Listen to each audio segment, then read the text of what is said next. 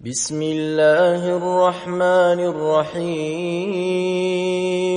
لقد سمع الله قول الذين قالوا إن الله فقير ونحن أغنياء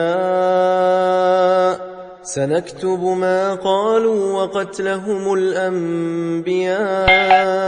بغير حق ونقول ذوقوا عذاب الحريق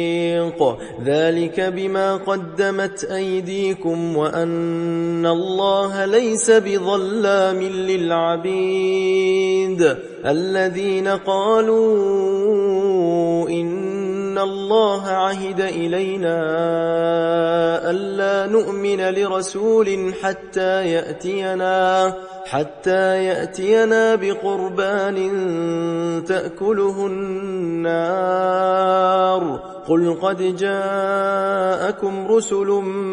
من قبلي بالبينات وبالذي قلتم فلم قتلتموهم إن كنتم صادقين فإن كذبوك فقد كذب رسل من قبلك جاءوا